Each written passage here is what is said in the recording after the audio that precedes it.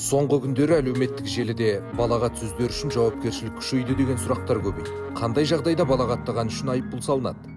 Қазақстан заңнамасында балағат сөздер үшін жауапкершілік бұрыннан көзделген. Мысалы, қорлау, яғни басқа адамның ар-намысы мен қадір-қасиетін әдепсіз түрде қорлау. Бұл қылмыстық теріс қылық. Оны жасаған үшін жауапкершілік 100 айлық есептік көрсеткішке дейін айыппұл түрінде немесе 120 сағатқа дейін түзеу немесе қоғамдық жұмыстар түрінде көзделген.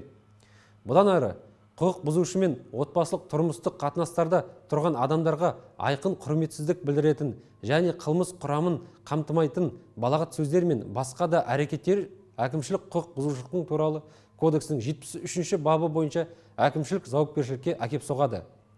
Жаза сот арқылы ескерту немесе 5 тәулікке дейін қамаққа алуға әкеп соғады.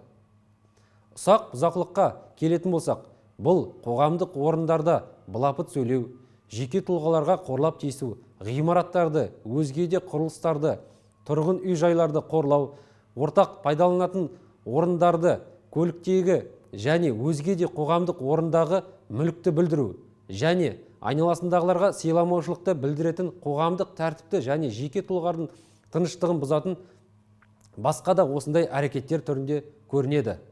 Басқаша айтқанда, ұсақ бұзақылық үшін әкімшілік жауапкершілік қоғамдық орындарда айналасындағыларға сыйламаушылық білдіру, сондай-ақ қоғамдық тәртіп пен азаматтардың тыныштығын бұза отырып, балағат сөздер айтылған жағдайда ғана туындайды.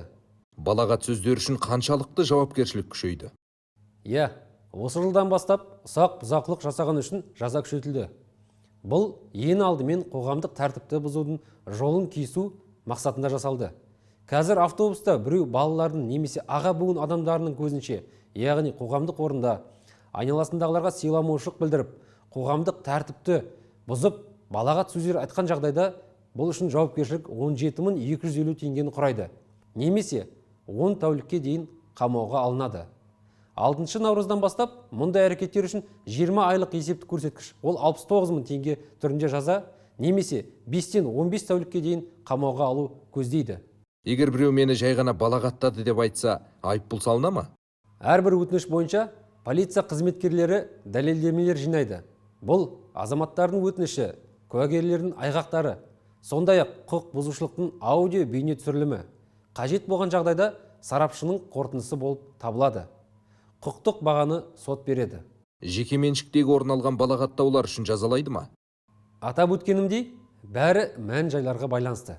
Ұсақ бұзақылық бойынша жауапкершілікке тарту үшін қоғамдық орындарда балағат сөздер айту, айналасындағыларға сыйламаушылық білдіру, сондай-ақ қоғамдық тәртіп пен азаматтардың тыныштығын бұзу міндетті шарт болып табылады. Әлеуметтік желідегі балағат сөздер үшін қалай айыппұл салады? Әлеуметтік желілердегі балағат сөздер айтқан үшін, егер бұндай әрекеттер қоғамдық орындарда немесе айналасындағыларға сыйламаушылық танытып, азаматтардың тыныштығын бұзса, бұл ұсақ бұзақылық бабымен қарастырылады. Қай тілдегі балағат сөздерге айыппұл салынады? Жалпы, жоғарыда аталған жағдайлар болған кезде, яғни қоғамдық орындарда немесе айналасындағыларға сыйламаушылық танытып, азаматтардың тыныштығын бұзса, қай тілде болмаса да балағат сөздер айтқан үшін жауапкершілік туындайды.